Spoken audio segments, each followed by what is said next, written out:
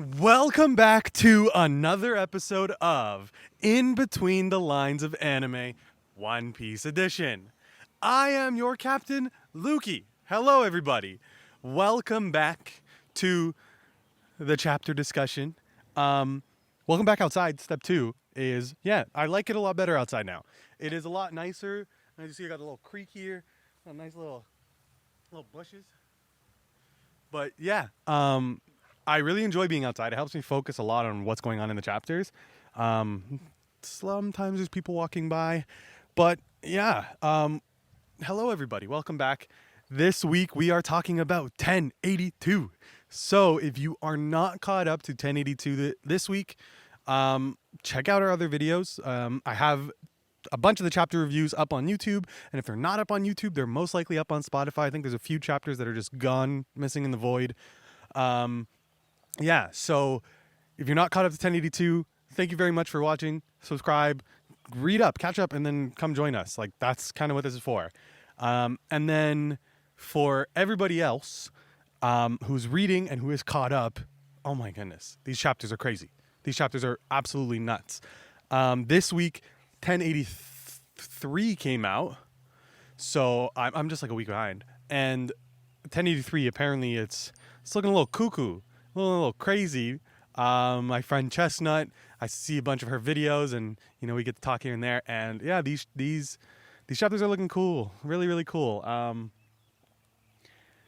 So without further ado, let's get into the chapter, which is 1082. And this week we do have a cover art. So for all of your art needs, please check out OPSCANS. OPSCANS is great. They do colored manga, like OP One Piece is the only reason I use it for, but they do a bunch of other manga, and they do the raw scans, they do the translated, and then they do the colored. So I use a lot of the colored photos, I as much as I can, and they are amazing. Having it in color is like beautiful. So I really appreciate everybody who works for OPSCANS. There's a few names that I know off the top of my head. There's Cyborg, there's Wes, there's Zub, there is Chestnut now kind of works on that. There's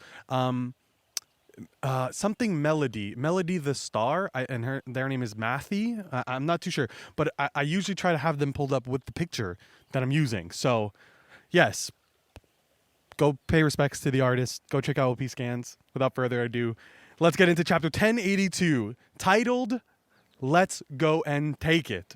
And our cover art this week is a fan request where it is Chopper taking a bite of Zeus as if he was a ball of cotton candy. And it's pretty cute. I like it. The cover arts, we've moved away from the Germa 66 and all those other ones. Now it's kind of just like fan requests, so it's looking fun. It's looking really cool. I like it. So we're gonna start off right away, and it starts off with a poster of the newspaper, and on this newspaper is TBone, and big bold letters, Navy HQ Vice Admiral TBone dies, and the narrator is saying that the passing of the Vice Admiral TBone, a figure beloved to many in the Navy and the public, sent shockwaves around the world. But the Navy did not release his cause of death. So we're gonna go over with Sengoku and Tsuru, the wash fruit girl, at the Navy HQ.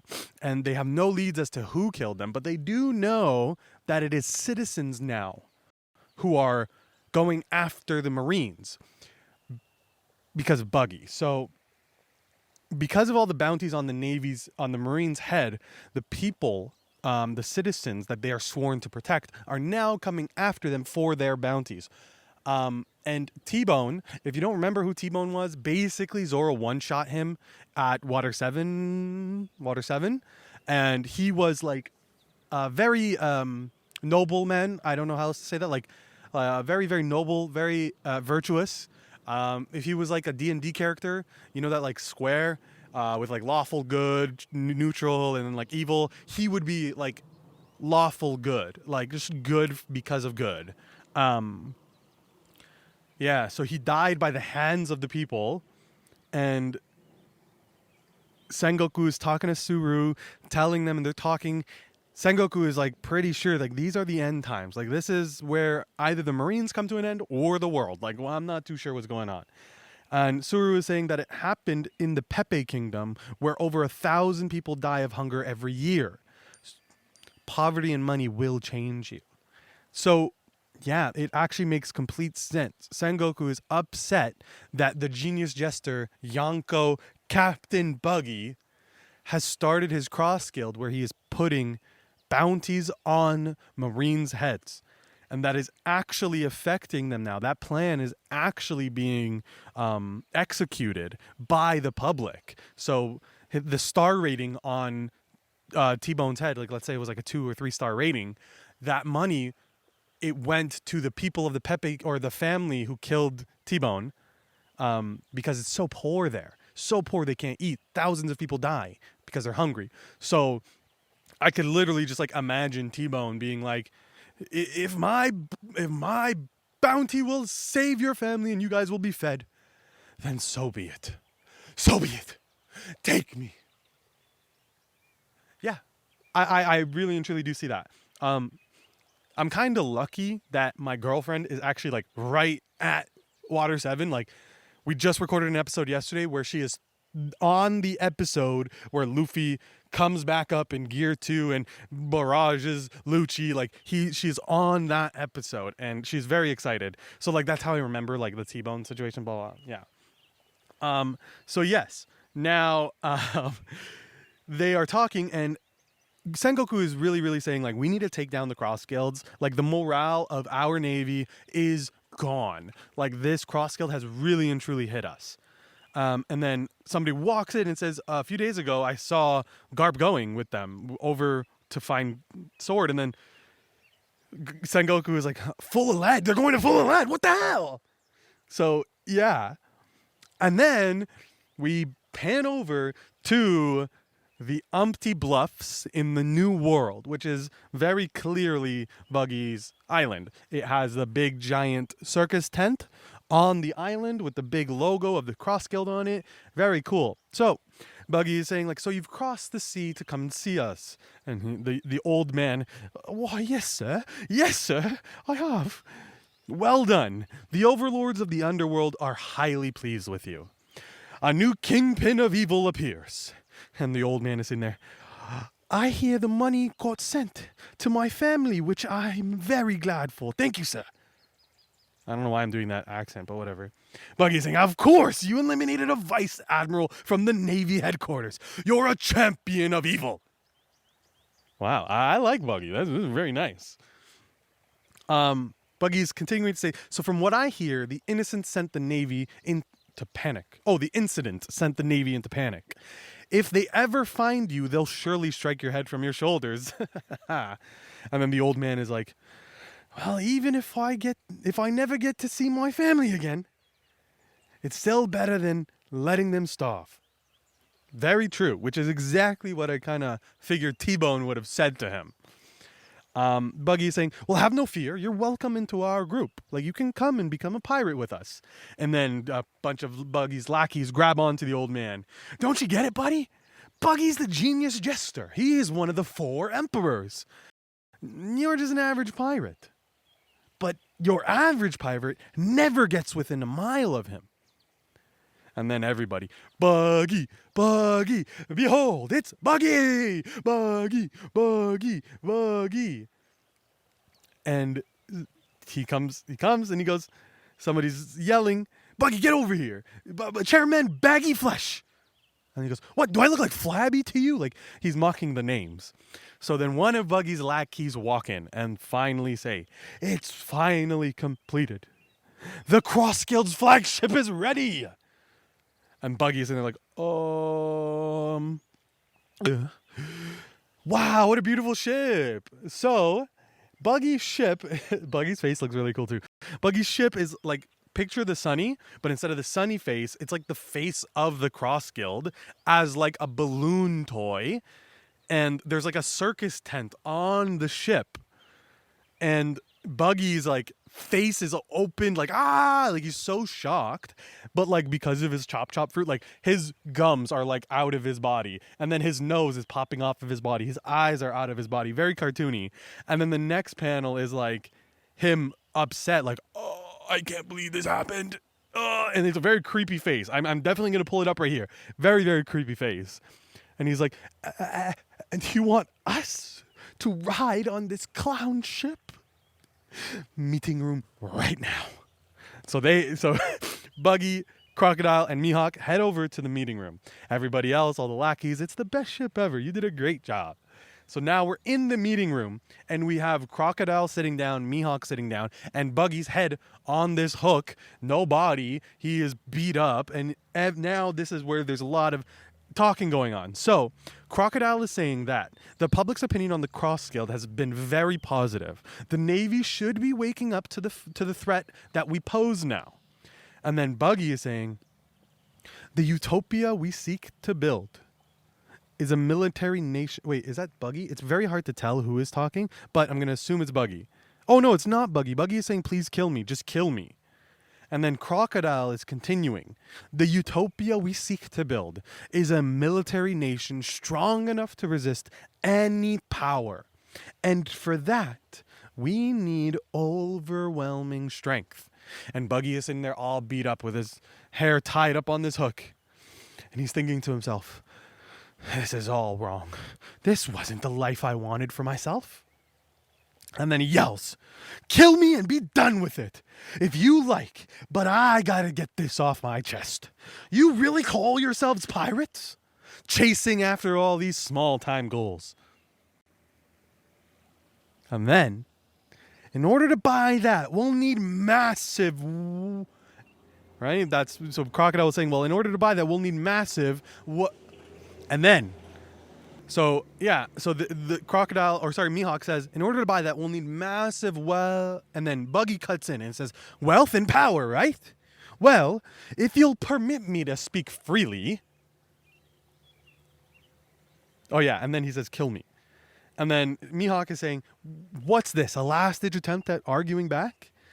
Stop wasting your time on these lateral moves, boys. That's what Buggy is saying to that. You've heard what they're saying, haven't you? Red Hair's on the move. Both he and I rode on the king of the pirates' ship. But neither of us were able to go to Laugh Tale with the others. Think back to when you were young. What did you want to be? I could see that Shanks had such promise ahead of him. And now we're going to cut into a flashback of Buggy and Shanks younger on Roger's crew. And you have Roger on his hand on Shanks. Buggy is saying, I could see that Shanks had so much promise ahead of him. And because of that, I gave up on my dreams.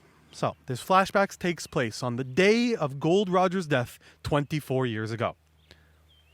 Buggy is screaming at Shanks. Don't you remember what you said, Shanks?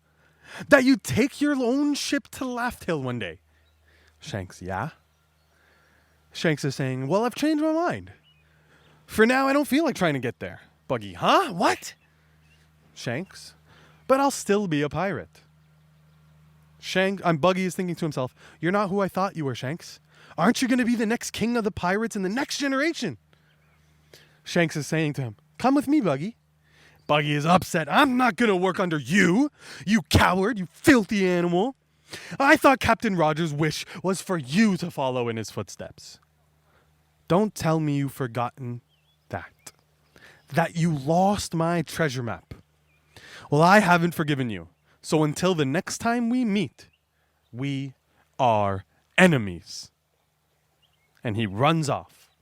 So we're coming out of the flashback, and it's Buggy talking to Crocodile Mihawk again, and he says, but Shanks is actually on the move. Why after all of these years? Well, whether it be fate or by accident, I'm on the same level as him now. So if he's going to do it, then I will. I'm going to be the king of the pirates!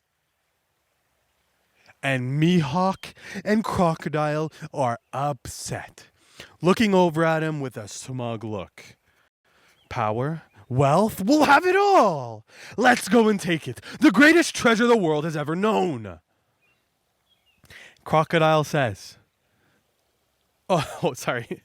Crocodile mocks his Buggy, and then he says, they say that titles can create a false sense of superiority. Well, I've never seen anyone this full of himself. Mihawk answers with, do you actually believe you can talk to us like this?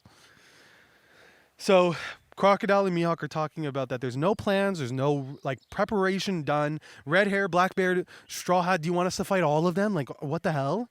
And then Buggy's saying, no, you idiots. You just have to beat them to the punch.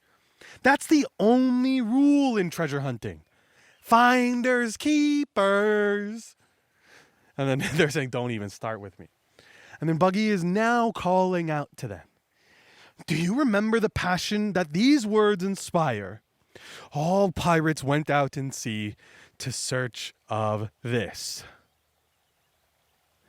Isn't that right, folks? And now he's yelling to the lackeys in the distance. Somebody's stomping on him. Stop it, Buggy. Tell me, what was the dream that took you out to sea? And everybody's sitting there, no! Chairman Buggy's kindling the light of our innocence! Are your souls crying out for meaning, begging for a purpose, when your lives could be cut short at any moment? Don't be cowards, soft and satisfied with the status quo. Reach out for what you want. Most of all, remember that I have got your backs. And then he yells, let's go and take it. The One Piece is ours! Yeah! And everybody is cheering. And you have Crocodile upset. Mihawk is this a joke of yours? And then they're pan off. At Kamabaka Queendom in the Grand Line. That's it. They're done. We don't even get to see how this plays out. But Buggy is awesome. Just through some pixels on my iPad, I was able to feel the passion of Captain Buggy. Yeah. So, now we are going over to the Kamabaka Queendom, where we have our first introduction to our Revolutionary Army vice captains. So, I will go from, if I have it like this, I will go from left to right. Starting with the Revolutionary Army Vice Captain of the Northern Forces, Jiron, or Yiron, I'm not too sure, it's a J. He is Karasu's subordinate. Then we have the Humpty Dumpty looking ass, the Revolutionary Army Vice Captain of the Southern Forces, Gambo, Lindenberg's assistant, or subordinate, sorry.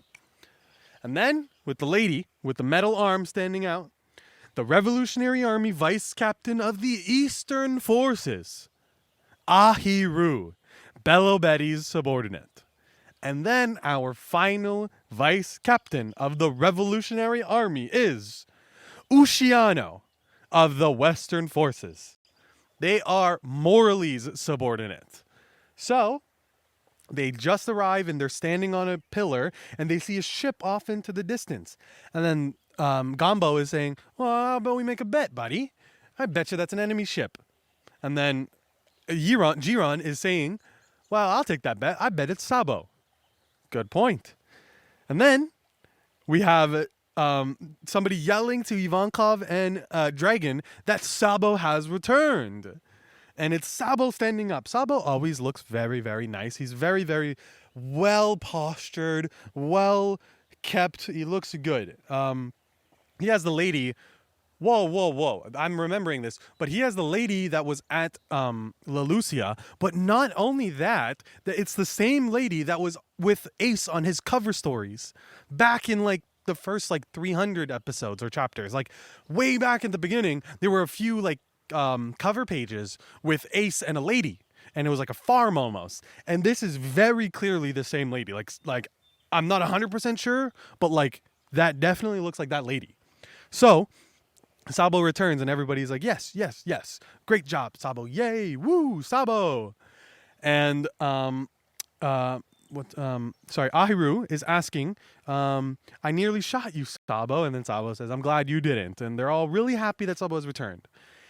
And he says that this ship is from Lucia. So now that I said that, I'm going to assume that Ace was also on Lucia back in those cover stories. It may even be his own light novel that's what it happens. I don't fully remember. But at some point, Ace is with this girl, and this girl is from Lucia. Therefore, Ace was at Lucia with this girl, and now Sabo has her. So very interconnected world.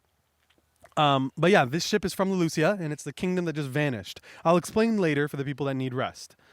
So she comes out just boxing him. What's wrong with you, Sabo? We didn't hear from you. Yeah, and Sabo is saying, Koala, I didn't get the jamming transponder still. Like I couldn't get it. They would have been able to intercept our call. Remember how I sent the indirect signals? 3 noises. I wasn't actually in Lucia. There you go, guys. So Sabo wasn't in Lucia. And if we go back, I'll try to pull it up right here. That panel where Sabo is looking off into the distance. So he's looking off, not like this. Not straight up, as if the lasers were coming down. Not even like a slight angle. He was looking like all the way over there. So like if it was that far away, it wouldn't have hit him, which is what I saw a few people saying anyway. So I'm good with that. Like that's a very simple, clean explanation for me. So yeah, Morley comes out. He's like, "Oh, I missed you, Sabo," and everybody's coming back. Bello Betty's back. Glad you're here, boys. I didn't even remember you, and you're the stack of shit from Lucia. It's a shame what happened to your hometown. But I hear you want to enlist in our army. And a bunch of the people from Lucia saying, yes, ma'am, yes, yes. And then she goes, well, okay. First things first, you guys need to take a break and clear your heads. Take it off, relax, which is very understanding. I'm very glad that they, like, it's like one thing of just, hey, take a break. Relax before you think about enjoying our, joining our army. Like, take a break. Your whole town was just fucked. You guys are like refugees right now. Take a break. And I'm glad to see that like something so subtle as telling them to take a break comes across as like empathy for them. And that's the Revolutionary Army. They're there for the people. And now we go into the room with Sabo, Dragon, and Ivankov. And Dragon says, I heard about what happened with Kuma. I'm sorry I wasted all of your hard work. Sabo says, no, I know this is harder for you two. Dragon says, perhaps he was programmed with some directive to return to Marijua at any moment. Ivankov says, can't we tell the captains about all of this, Sabo? Sabo says, I'm afraid not. Listening in could put their lives in danger. Huh? The reverie was truly a wild affair. I will tell you everything that actually happened in the sacred land of Marijua. To be continued. And that is it for this chapter. Great chapter, boys. Great chapter. Like, amazing chapter. I absolutely love the direction One Piece is going right now. Where, like, you have our chapters basically split up in, like, 2, sometimes 3. Like, this week was 3. It was some of the Navy HQ, then the Cross Guild, and then the Revolutionary Army. And, like, what you're noticing is that there's no Straw Hats. Like, no Straw Hats. So, I really, really like that. I've seen the Straw Hats for 20 years. I'm really happy that I get to see the Cross Guild, like, a lot. And then just getting to learn a little bit more about the Revolutionary Army, is very, very, very, very, very exciting. I'm very, very excited for the way it's going. Buggy will become the Pirate King. Like, there's no way that this guy gets knocked down continuously, but always musters up enough, like, cowardly courage to, like, be the greatest leader that people need then. Like, it's very, very, I love it. I absolutely love it. And that'll be it for this week of In Between the Lines of Anime. I thank you all for listening in. Let me know what you guys think about the chapter down below. Don't forget to subscribe, like the video. You can catch me reading these chapters a bunch. Yeah, so please, please, please go check out OPSCANS. You guys don't even understand how hard these people work. They are super, super amazing at what they do. I have the pictures pulled up here. If you enjoyed them, check the artists out on Twitter. Check the OP scans out in the description. Like, thank you guys. Next time we're gonna do a 1083. I hear some crazy things about 1083. So, yeah. Have a good day, guys. Bye.